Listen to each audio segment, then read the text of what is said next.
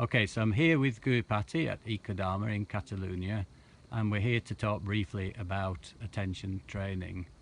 So to begin with, Guhyapati, could you tell me a little bit about the communities that you're currently working with in Europe? Yeah, so at the moment we have been developing a pan-European program to help to build capacity in social movements, specifically people working towards systemic change for social justice and greater ecological integrity. So that takes us into quite a few different movements. Okay, and so could you tell me how you think attention training might support these communities? Yeah. So, I mean, one of the first things I think that's worth saying is that there can be quite a lot of reluctance in, let's say, activist circles to engage in more contemplative, inner focused work, because of often the sense that, well, there's so much to do out there. Isn't this kind of self-indulgent? Isn't it selfish? And so on. So very, very important, I think, in presenting work like attention training as something that resources engagement in the world. You know, that's the kind of framing that we try to use with these kinds of things, and I think that's very, very important, that it's about how does this support an increased personal capacity to really respond, to kind of engage compassionately. And very much about, you know, exploring, well, how is this going to make us more effective in that. So there are two areas that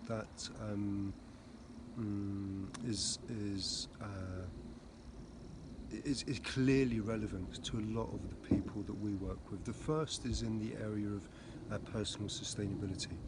So burnout is an enormous problem in these circles. The movements hemorrhage talent and experience continually through burnout. Attention training, building that capacity is really key, I think, in supporting people to find more sustainable practices, to develop emotional resilience, to understand deeper motivations, to see the tendencies that play out in their work, which ones are helpful and which ones are somehow dysfunctional. So in terms of burnout, massively important. And the other area I think that people in activist circles will very quickly recognise the benefits of attention training is in relationship to their capacity to work well together. So we explore, you know, what helps us to work well together, what's really at the heart of effective collaboration, and again, self-awareness, understanding others, you know, greater empathy, greater capacity to pay attention to the quality of our communication, to take each other in, to understand group dynamics. You know, attention training in terms of helping people to work well together, it has so much to offer.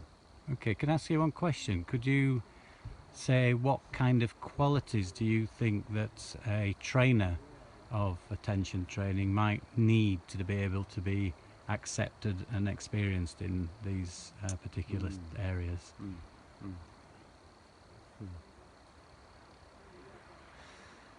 It's really important to be absolutely no nonsense. There has to be a lot of authenticity, really feet on the ground.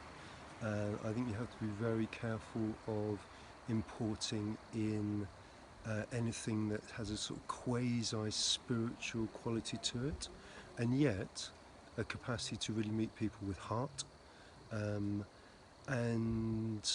a clear capacity to express values of solidarity.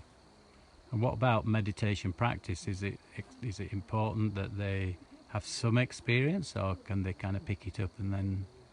Well, all of the people I work with are meditators who take their practice very seriously, and I think there's no doubt that the kind of quality of presence, the integrity that supports, is a very, very powerful foundation for effective communication.